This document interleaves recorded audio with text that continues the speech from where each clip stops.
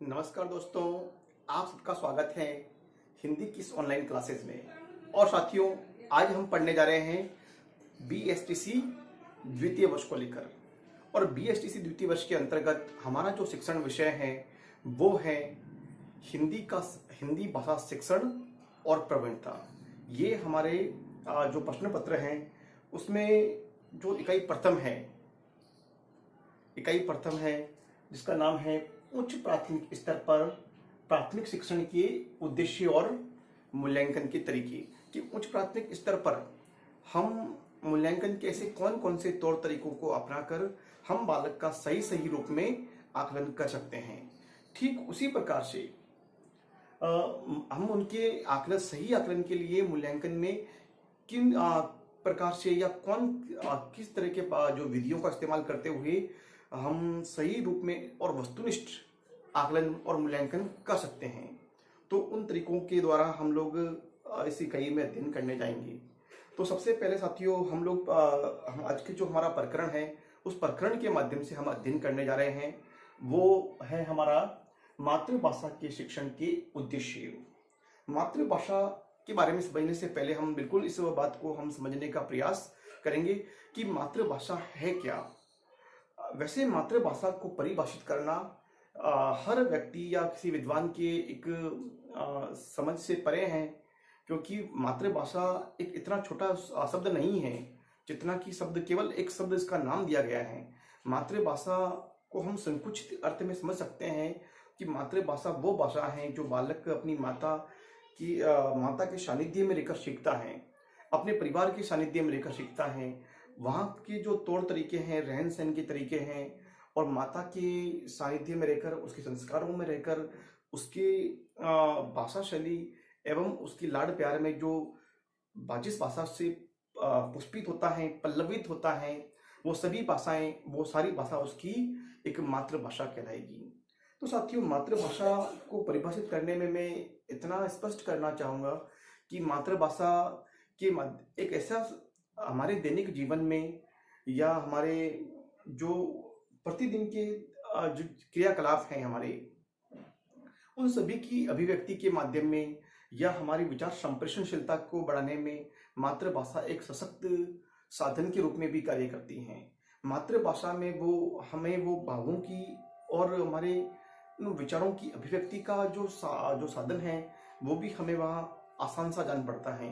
कई भी हमें मातृभाषा से जुड़े हुए व्यक्तियों या उनसे मिलने जुलने वाले व्यक्तियों से बातचीत करने में, उनसे अपना एक संपर्कता बनाए रखने में हमें बड़ी आसानी होती है, क्योंकि मातृभाषा एक ऐसा साधन है जिसके माध्यम से हम अपनी जो संप्रेषणशीलता है उसको हम एक बहुत ही भली भांति तरीके से हम आगे बढ़ा सकते हैं। लेकिन जब मातृभाषा से परे हमको अन्य भाषा के बारे में कहा जाए कि इसमें अपने विचारों की अभिव्यक्ति करनी है, तो वो अभिव्यक्ति हमारे लिए नितांत ही एक मुश्किल या कठिन कार्य हो सकता है। तो हम ये कहेंगे कि जब हमारे शिक्षाविदों ने या फिर जो शिक्षा के अधिकार अधिनियम या बाल केंद्रित शिक्षा का जो आयोग गठित हुआ है, और बाल केंद्रित शिक्षा के बारे में जो हमारी जो राजस्थान सरकार है, हमारी जो केंद्र सरकार है, या हमारे जो तमाम सारे जो बाल सेवी संगठन से जुड़े हुए जो लोग हैं, वो सभी ऐसे विद्वान प्रबुद्धजन जो बालकों की एक मनोवैज्ञानिकता के आधार पर उन्हें शिक्षण कराने के उद्देश्य से उनको मातृभाषा में शिक्षण का एक प्रस्ताव रखते हैं। क्योंकि हमारे महात्मा गांधी ने बुनियादी शिक्षा के दौरान भी जो 7 से 14 वर्ष के बालकों के लिए मातृभाषा का शिक्षण अनिवार्य कर दिया है। तो ऐसी स्थिति में साथियों मैं बताना चाहूँगा कि मातृभाषा बालक के लिए कितनी आवश्यक है, और मातृभाषा के द्वारा ही बालक अपने जीवन में सही मायने में भाषा के सही अर्थ को समझ पाएगा और उसके माध्यम से ही अन्य भाषाओं को सीखने सिखाने में भी मातृभाषा कहीं ना कहीं उसकी मदद करेगी।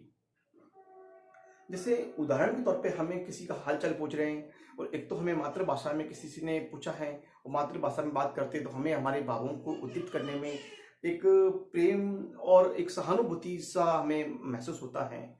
लेकिन वही बात यदि अंग्रेजी में या अन्य भाषा में कही जाए तो कहीं ना कहीं भाषा में कृत्रिमता एक भाषा में आ जाती हैं और वो कृत्रिमता हमारे व्यक्तित्व को उतना छू नहीं पाती हैं, हमारे जो अंतर मन को छू नहीं पाती हैं जितनी की मातृभाषा छू पाती हैं।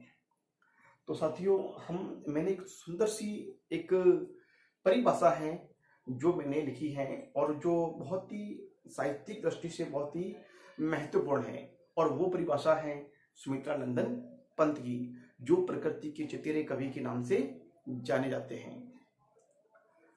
तो ये परिभाषा है, भाषा संसार का नादमय चित्र है। भाषा संसार का नादमय चित्र है। नाद मतलब ऐसा जो संगीत उत्पन्न करने वाला, जो नाद का मतलब होता है जो संगीत, जो हम अंग्रेजी में समझे तो म्यूजिकल इंस्ट्रूमेंट्स या संगीत को उत्पन्न करने वाला जो वातावरण है वो कहलाएगा नाद कहलाएगा। नाद का मतलब होता है बहुत ही सुंदर, जो कानों को प्रिय लगने वाली जो संगीत को उत्पन्न करे वो कहलाता है नाद। तो भाषा संसार का नादमय चित्र है, ध्वनिमय स्वरूप है। एक ध्वनिमय मतलब जो जिसमें सारी अलग अलग वस्तुओं की, पशुओं की, पक्षियों की या फिर जड़ या चेतन पदार्थों की जो ध्वनियां हैं वो उस संसार में एक विद्यमान है। और यह विश्व की हृदय तंत्र की जानकार है।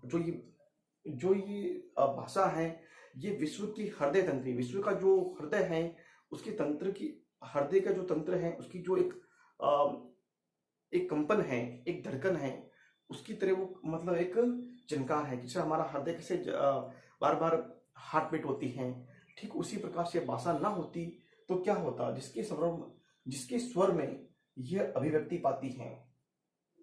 जैसे हमारा जो मतलब जो हृदय है उसमें बार बार धड़कन चलती रहती है, तो उसमें एक कहीं ना कहीं बार बार उसका जो रोटेशन चलता रहता है, बार बार उसका क्रम चलता रहता है, तो एक कहीं ना कहीं एक लय बनती रहती है, एक क्रम बनता रहता है।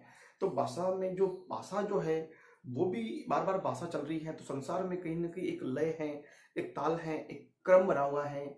तो भाषा के माध्यम से ही संसार में अभिव्यक्ति, जब हम किसी के सामने अपनी बातों को अभिव्यक्त करते हैं, तो जब हमारे पास में एक उचित अच्छी भाषा नहीं होगी, सशक्त भाषा न होगी, तो हम अपने विचारों को किसी अन्य के सामने सही रूप में और प्रभावी रूप में कभी प्रकट नहीं कर पाएंगे। इसलिए हमारे प्रकृति के चितरे कवि, उन्होंने बहुत ही सुंदर तरीके से परिभाषा को वहां पर उजागर करने का प्रयास किया है। और वो इस प्रकार से है कि भाषा संसार का नादमय चित्र है, मतलब एक ऐसा चित्र है जो नादमय है, मतलब एक संगीत उत्पन्न करने वाला चित्र है आंखों के सामने, जो आंखों को एक हमारे सामने, हमारे अंतर मन को एक सुंदर अभिव्यक्ति देने वाला चित्र है, जो सुकून देने वाला चित्र है। ध्वनिमय स्वरूप है, एक ध्वनिमय स्वरूप बना हुआ है कि इस संसार पूरा गूंगों की बस्ती नहीं है, इसमें एक कहीं ना कहीं बोलने वाले, प्रकृति में कहीं ना कहीं एक ध्वनि है। ये विश्व की हृदय तंत्री, हमारे जो विश्व है संपूर्ण, उसकी जो हृदय तंत्री है उसकी जानकार है ये भाषा। विश्व, इससे ऐसा लग रहा है कि मतलब कोई जब किसी भी इंसान के इसमें जब धड़कन नहीं होगी तो वो मृत प्राय हो जाता है, एक शांत हो जाता है। यदि हृदय तंत्र की जानकार है तो संसार कहीं ना कहीं एक चलायमान है जिसके स्वर में अभिव्यक्ति पाती है।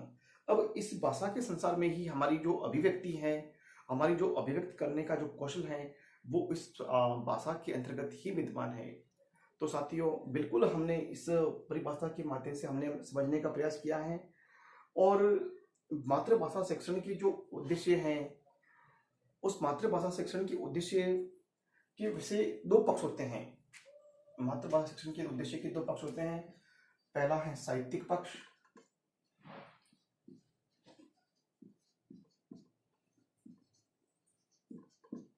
साहित्यिक पक्ष, और जो दूसरा पक्ष है, जिसका दूसरा पक्ष है वो है भाषिक पक्ष।